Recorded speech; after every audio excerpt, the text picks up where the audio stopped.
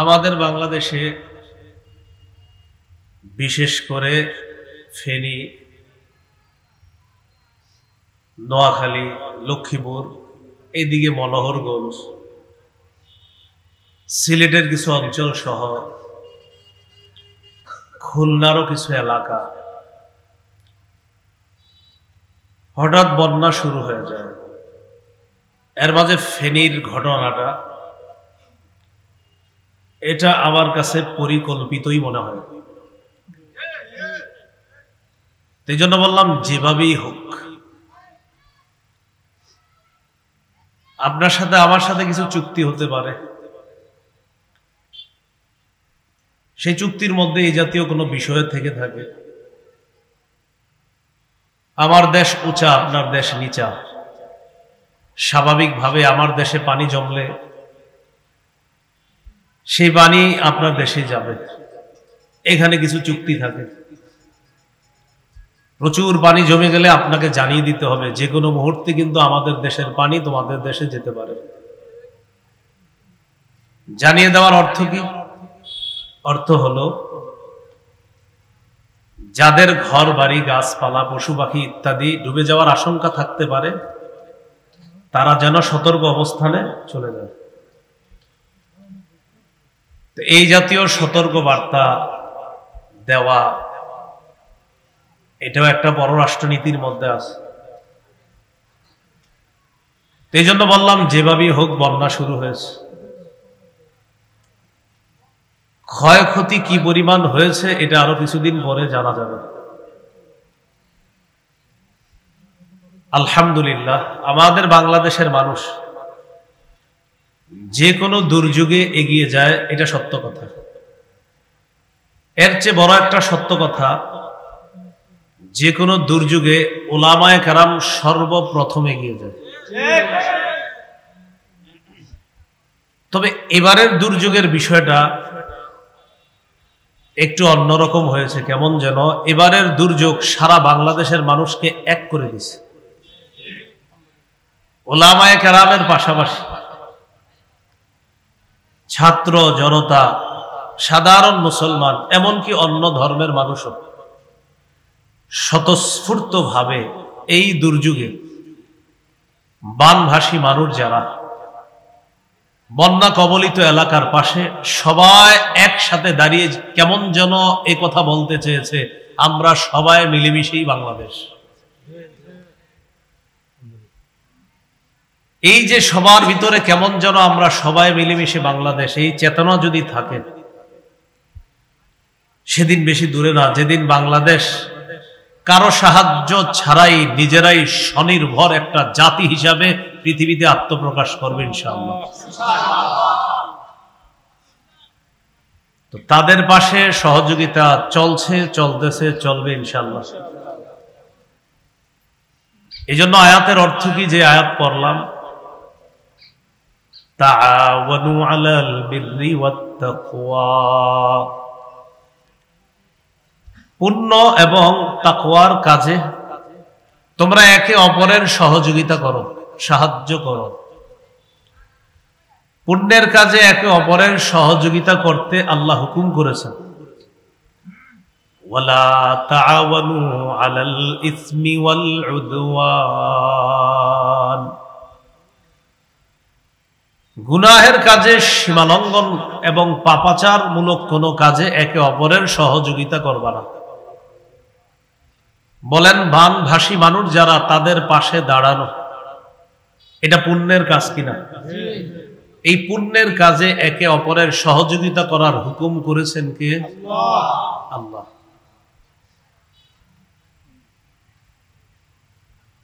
আবু দাউদের বর্ণনা 4944 নম্বর হাদিস। রাসূলুল্লাহ সাল্লাল্লাহু আলাইহি ওয়াসাল্লাম বলেন,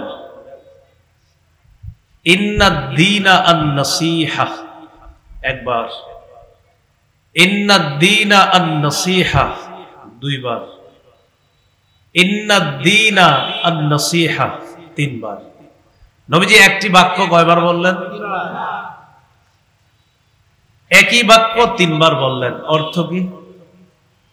সবাই আমার সাথে একটু বলেন, তাহলে মনে থাকবে। বলেন, অন্যের কল্যাণ কামনা করাই দিন। অন্যের কল্যাণ কামনা করা দিন। অন্যের কল্যাণ কামনা করাই দিন। তাহলে এক বাক্য তিনবার বললেন। বলেন তো, অন্যের কল্যাণ কামনা করা কি? সহিহ বুখারীর বর্ণনা 57 নম্বর হাদিস। এই হাদিসের বর্ণনাকারী জারির ইবনে আব্দুল্লাহ রাদিয়াল্লাহু তাআলা তিনি বলেন, বায়াতু রাসূলুল্লাহি সাল্লাল্লাহু আলাইহি ওয়াসাল্লাম আলা ইকামিস সালাহ ওয়া ইতাইজ যাকাহ ওয়ান নুসহি লিকুল্লি মুসলিম। জারির ইবনে আব্দুল্লাহ রাদিয়াল্লাহু তাআলা আনহু বলেন, আমি রাসূলুল্লাহ সাল্লাল্লাহু আলাইহি সাল্লামের কাছে বায়াত হলাম এই মর্মে, আমি নামাজ কায়েম করব এই মর্মে নবীজির কাছে বায়াত হলাম।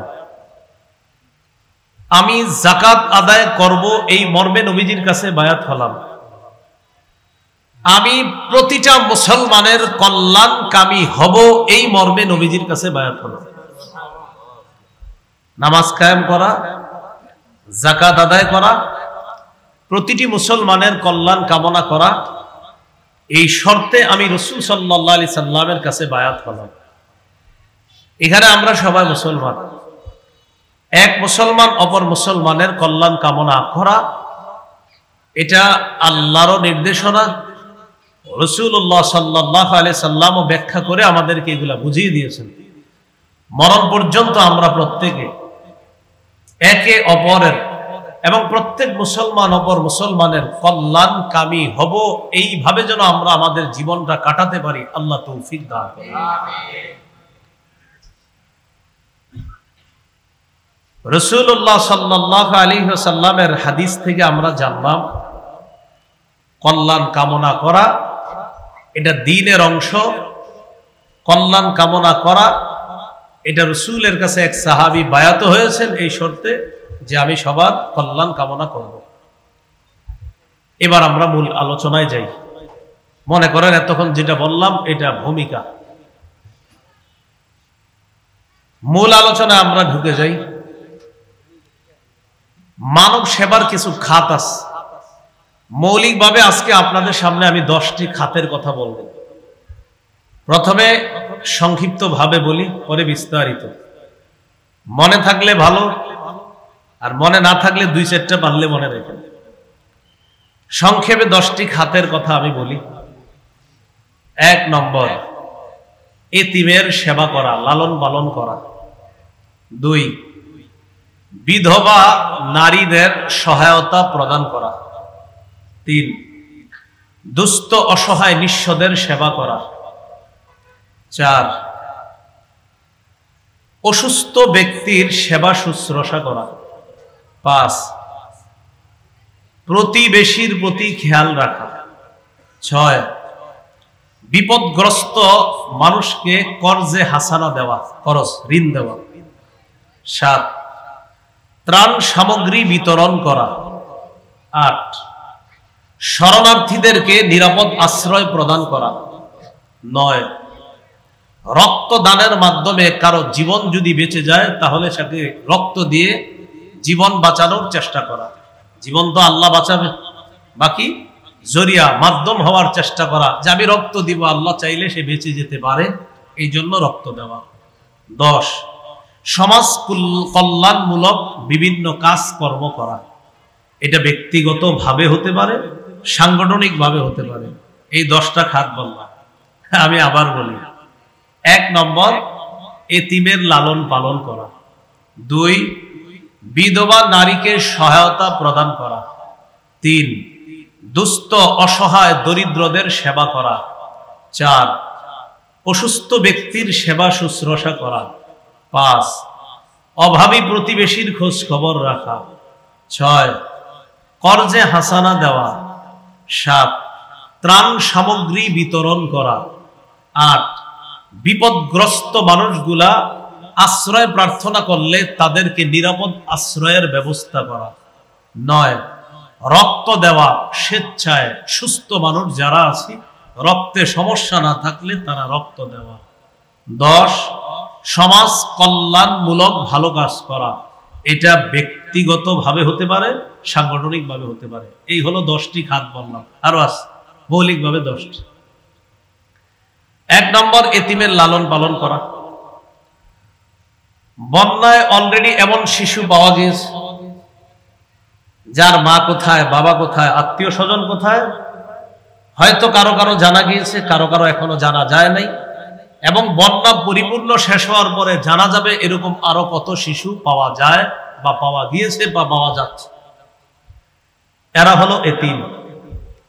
এতিমের লালন পালন করা। সূরা বাকারার 83 নম্বর আয়াতে আল্লাহ তাআলা বলেন, লা তা'বুদুনা ইল্লাল্লাহ ওয়া বিল ওয়ালিদাইনি ইহসানা ওয়া যিল কুরবা ওয়াল ইয়াতামা ওয়াল মাসাকিন। তোমরা আল্লাহ ছাড়া কারো ইবাদত করো না।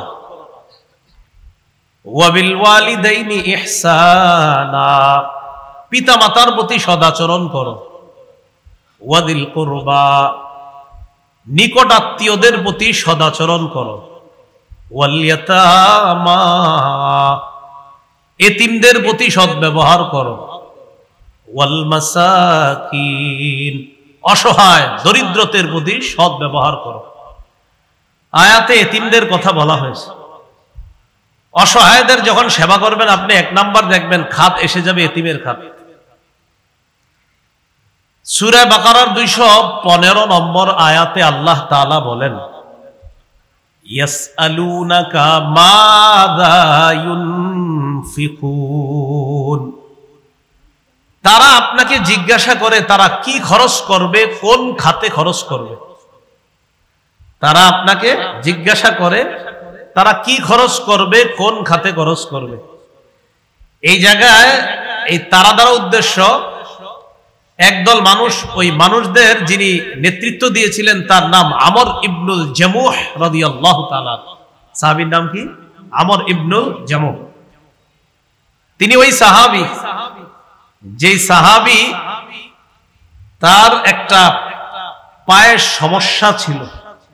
রাসূলুল্লাহ সাল্লাল্লাহু আলাইহি সাল্লামকে বলেছিলেন, ইয়া রাসূলুল্লাহ, আমি যদি জিহাদের ময়দানে গিয়ে শহীদ হই তাহলে কি আমি আমার এই যে ন্যাংরা পা, এই পায়ের পরিবর্তে সুস্থ পা নিয়ে জান্নাতে চলতে পারবো? রাসূলুল্লাহ সাল্লাল্লাহু আলাইহি সাল্লাম বললেন, তুমি যদি জিহাদে যাও আর যদি শহীদ হয়ে যাও তো জান্নাতে তুমি সুস্থ পা নিয়ে চলতে পারবে। তিনি চলে গেলেন, তিনি শহীদ হয়ে গেলেন। শহীদ হওয়ার পর রাসূল সাল্লাল্লাহু আলাইহি সাল্লাম যখন তার সামনে দিয়ে অতিক্রম করলেন, করার পর নবী বললেন, কে এটা? সাহাবীরা বললেন, হুজুর আমর ইবনুল জামুহ এবং তার কয়েকজন সাথী তারা। নবীজি বললেন, হ্যাঁ, আমি দেখতে পাচ্ছি কেমন যেন আমর সুস্থ পা নিয়ে জান্নাতে হাঁটতেছে। জিজ্ঞাসা করলেন, ইয়া রাসূলুল্লাহ, কোন খাতে খরচ করব, কি খরচ করব? আল্লাহ তাআলা জানায়া দিলেন, কুল মা আনফাকতুম মিন খায়র ফালিল ওয়ালিদাইন ওয়াল আকরাবিনা ওয়াল ইয়াতামা ওয়াল মাসাকিন ওয়া ইবনিস সাবিল। তারা আপনাকে জিজ্ঞাসা করে তারা কি খরচ করবে, কোন খাতে খরচ করবে। আপনি বলেন, তোমরা যে সমস্ত ভালো মালগুলো খরচ করো, এই মাল সম্পদ খরচ করবা পিতা মাতার জন্য, নিকট আত্মীয়ের জন্য, এতিমের জন্য, অসহায় দুস্থ দরিদ্রদের জন্য এবং নিঃস্ব মুসাফিরের জন্য। একজন মুসাফির সফর করতে এসে টাকা পয়সা শেষ হয়ে গেছে, তাকে তোমরা এই সমস্ত সম্পদগুলা দিবা। এর মধ্যে এতিমের কথা আল্লাহ তাআলা বলছে। একটা গুরুত্বপূর্ণ বিষয় মুসলমান ভাইয়েরা, বন্যা পরবর্তী সময় এমন এতিম পাওয়া যাবে যার বাবার অঢেল সম্পত্তি ছিল কিন্তু বাবা শেষ, মাও নাই। ঘটনাচক্রে এই এতিম সন্তানটা এখন ওয়ারিশ। এই এতিমকে কি করবে জানেন? এলাকার কিছু হোমলা চমলা নেতারা তাকে টার্গেট করবে যে ওরে কেন্দ্র করেই কিছু সম্পদ হাতিয়ে নিতে হবে। এই জন্য এলাকাবাসী যারা হবে, এলাকাবাসীর যারা দায়িত্বশীল ব্যক্তি, তারা সতর্ক অবস্থানে থাকতে হবে, এতিমের সম্পদ যেন অন্যায়ভাবে কোনো নেতা খেতারা না খায়, এটা মাথায় রাখতে হবে। সূরা নিসার 10 নম্বর আয়াতে আল্লাহ তাআলা বলেন, ইন্নাল্লাযীনা ইয়াকুলুনা আমওয়ালাল ইয়াতামা যুলমা ইন্নামা ইয়াকুলুনা ফী বুতুনিহিম নারা ওয়া সায়াসলাউনা সাঈরা। যারা অন্যায়ভাবে এতিমের সম্পদ ভক্ষণ করে, আমার সাথে সবাই বলেন, যারা অন্যায়ভাবে এতিমের সম্পদ ভক্ষণ করে তারা তাদের পেটে আগুন খায়, আগুন ঢুকায়। তাহলে আমি এক অংশ, বাকি অংশ আপনারা বলবেন।